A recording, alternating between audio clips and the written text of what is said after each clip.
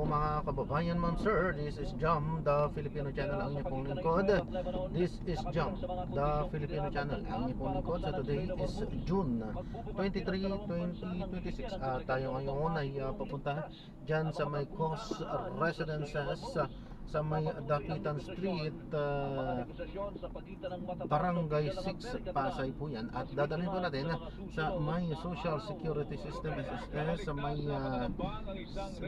Seascape Village, Barangay 76, Pasay. Okay, magbabalik po tayo mamaya konti pa. Pag nakuha na po natin sila, disclaimer lamang po ang content po natin ay kalsada at hindi ang passenger. Kaya naman sakalingan po na may marinig kayo mga pangalan ng lugar, pangalan ng tao, pangalan ng organization sa government o private man yan, ay wala pong kinalaman ng channel na ito at wala pong pinapatungkulan. Lahat po ng pinag-uusapan dito ay pawang dito lamang po yan sa loob at wala pong pinapatungkulan sa labas. Magbabalik po tayo mamaya konti pag nakuha na po natin itong ating susunod na mission. OMS ang incident yan at ipinagulos po ang masusing investigasyon. Kayo'y nakikinig sa Super Balita sa Umaga Nationwide. Ano ba nangyayari paring Melo sa ating mga kabataan? What's happening to our Children and our schools? My God, Wow. what's happening? Kala natin pare sa Amerika lang nangyayari ito. Sabi ko nga kanina doon kasi Pati sa Pilipinas nangyayari na rin. Kung ilang beses na nangyari sa atin to. mas madaling mas madaling bumili ng baril to at magmay-ari ng baril dito, mahigpit pa nga tayo Tataka naman tayo. Although dito sa particular na kaso nito, pare Melo, mukhang meron negligence to sa mga kustodya ng baril. Ay totoo naman.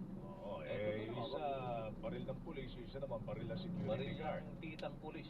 Kahin na pulis. Dahil na pulis paano may pananagutan yan, tsak na tsak yan, may kalalagyan. Kaya So, kaya lang, mukhang hindi na-monitor yung social media post ng mga bata kasi sinasabi ng mga investigador, kung yan ay nasa baybayan lamang na baril Melo, red flag na daw red yun. flag na raw yun kasi may mga post doon na ano to, ang sinasabi doon, George? Ayun, mga ganon. Socially withdrawn, ano Mga ganon, parang Matigas, ano Tapos ano muna, picture muna bago pinicture yung karasan, pinicturean yung baril.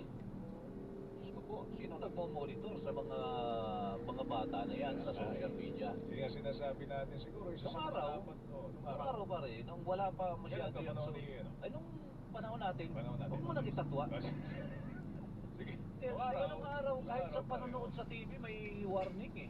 Parental guidance. May nasa na yung parental guidance? Wala na nga sa social media kasi Dapat, noon alam mo, lahat nga importante may yun. access pare, di ba? Ay, magulang nga, magaling na. Huwag mo sasabihin na hindi kayo bihasa sa cellphone, ha? Oo. Lahat na lang tayo ngayon na kahit anong edad. Naka-smartphone Ay, di ba? Oo, hindi na, hindi na issue po yan na tayo'y marunong sa cellphone, Kaya sa nga. mga gadget, pati Diba? mga magulang. Kaya dapat nasusubaybayan nyo yung mga anak ninyo. Di ba may mga hakbang na rin sa ibang Oo. mga bansa, pare Melo, na meron total ban Ayun, sa mga- access ng patay sa mga edad. Oo, sa mga minors. Oo.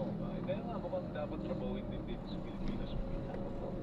Ngayon, mag-iipit na naman sila sa pagpapapasa po ng mga kontrabando sa mga eskwelahan. Pero bilang na siguro ng mga isang buwan, luluwag na naman yan. Ang bottom line dito, mga magulang, Oo. kayo po talaga, una-una dapat bumubuksa sa mga anak niyo. Kahit mayroon bang social media o wala. Kinukumusta nyo, kumusta naman sa eskwela, anak? Yan, di ba? Oo, kumusta Minsan naman kasi, doon? problema na rin ng bansa natin dahil kadalasan dalawa ang mga magulang na nagtatrabaho, hindi na masyado. Hindi na lang tutukan, wala nang gadget. Yaya na lang. Mga bata, di ba? So, Huwag na yan sa mga anak. yun nga eh. At saka, halimbawa, binigyan nyo ng gadget si anak, tinatanong nyo na ano bang pinapanood mo? Pero siyempre, namumonitor mo rin kahit paano yan. Oo, ano pa ang nararamdaman mo sa mga pinapanood mo, ganyan. So, turuan ng mga anak, pagdating sa gadget, hindi lang basta chinecheck. Pati yung nararamdaman ng mga anak tungkol sa paggamit ng gadget. Pati yung tinatanong, pati yung fake news. Dapat alam nyo. Alam mo anak kung ano ang fake news at hindi ha. Dapat ano ka, discerning ka ha. Ganyan no. At saka syempre magtakda ng limitasyon, yung screen time na tinatawag natin. Ako, ako'y 100% nakatitiyak paring Belo na itong ginawa nitong mga batang ito dyan sa Tacloban, napanood nila yan. Napanood nila yan sa software, sa social media, at ginaya lamang po nila yan. Hindi na na-distinguish ko ano yung tama sa mali. Kaya nga, Kasi walang sumubaybay. Walang mga nagsabi. magulang, kayo pa rin ha.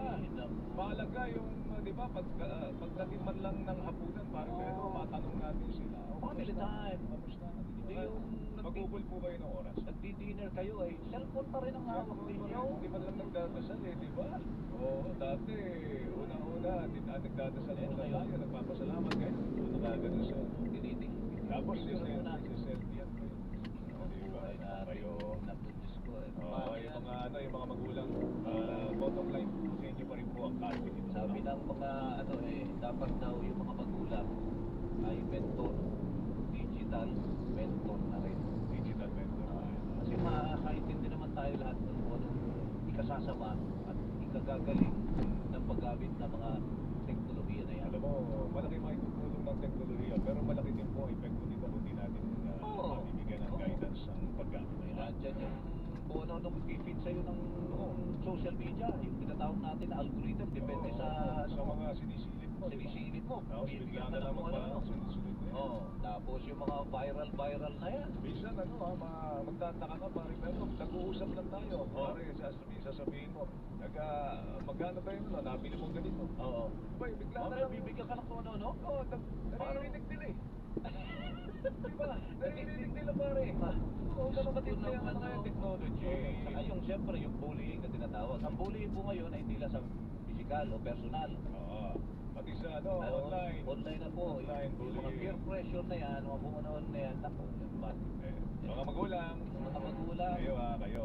Kaya, Gabay. sa totoo lang. Balikan natin ating mga headlines, mga kapuso. Bagyong Francisco, isa ng super typhoon. Babala ng bagyo bilang isa, nakataas sa ilang lugar sa dulong Hilagang Luzon. Tatlong estudyante patay habang 17 iba pa sugatan sa pamarilang 2 minor de edad sa isang paralan. Sa Tacloban City, Leyte, ang gulong pagpupuli kabilang sa mga iniimbestigahan ng mga otoridad na insidente ng pamamaril. Pangulong Bongbong Marcos ipinagutos sa po masusing investigasyon sa insidente ng pamamaril sa isang paaralan sa lungsod ng Tacloban, Leyte. Malaki ang bawas presyo sa mga produktong petrolyo, ipinatupad ng mga kumpanya ng langis. Big time rollback sa presyo ng LPG asahan naman sa Hulyo. Pagharap ng mga sorpresang testigo sa gitna ng impeachment trial ni Vice President Sara Duterte, hindi haharangin ng Senate Impeachment Court. Paglilitis naman, posibleng hindi matapos sa loob po ng 3 buwan. Pilipinas nakunguna sa mga bansa sa Timog Silangang Asya pagdating sa transparency at accountability sa paglikha ng pambansang pondo. Bilang ng mga child laborer o yung batang pinagtatrabaho po sa bansa, ay patuloy ang pagbaba sa ilalim po ng Administrasyong Marcos. Amerika at Iran nagkasundo sa roadmap o yung gabay para magkaroon ng final na kasunduan sa pagtatapos po ng giyera sa gitnang silangan. Isang mamahayag ang kasunduan sa Manalampang Taroan City Capiz kahapon ang umaga. Birthday ni Glenwego ngayon. Yung ating reporter Dan. Reporter Dan. Happy birthday dyan, ha? O birthdays na ma'am. Galantic Dan. Galantic. Galantic Dan. Papansin dyan, Dan. Sumayo po ang kabuhayan ng mas pinalawak, mas pinalakas, super balita sa umaga nationwide. Ako po ang inyong kapuso, Melo Del Prado. Ako naman ang inyong kapuso, Joel Reyes naman. Magandang umaga Luzon, magandang umaga Visayas, magandang umaga Mindanao. Tandaan mga kapuso, dito sa Super Radio DCWB, walang kinikilingan. Walang pinoprotektahan. Noon at ngayon, serbisyong totoo. Super Balita sa Umaga, nationwide, mula sa pinakapinagkakatiwalaang network sa buong Pilipinas, ang GMA. Mabuhay ang Pilipinas! Hoy, kalahating minuto bago sumapit ang alas 8, standby, saksi sa Double B. Susunod na.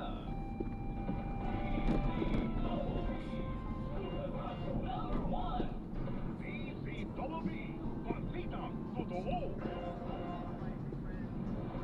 Nananatiling number 1 sa buwan ng Mayo ang GMA Radio. Ayon sa AGP Nielsen Media Research, number 1 sa AM station ang Super Radio DZWB 594 na nakakuha ng 53.3% on audience shares. Number 1 sa FM station, ang Barangay MS 97.1 na nakakuha ng 59.2% audience shares. Hindi kami magsasawang maglingkod sa inyo, mga kapuso at kabarangay. Kaya naman lubos ang aming pasasalamat dahil numero 1 kami sa puso niyong lahat.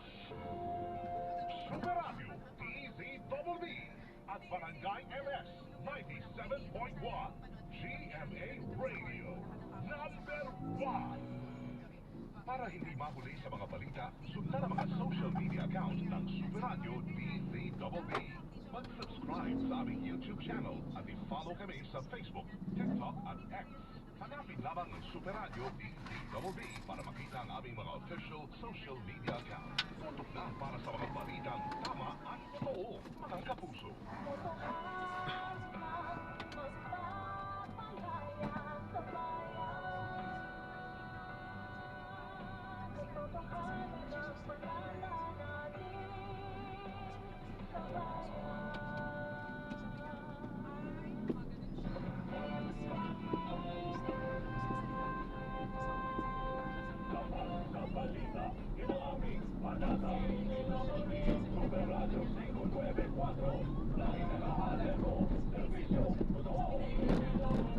Kapuso nyo sa radyo. Walang pinipilingan, walang pinoprotektahan, serbisyong totoo lamang, walang iwanan. Paninindigan, matatag, maaasahan.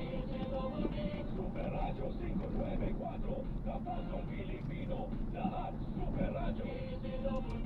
Serbisyong totoo, walang pinipilingan, walang pinoprotektahan, serbisyong totoo lamang, walang iwanan.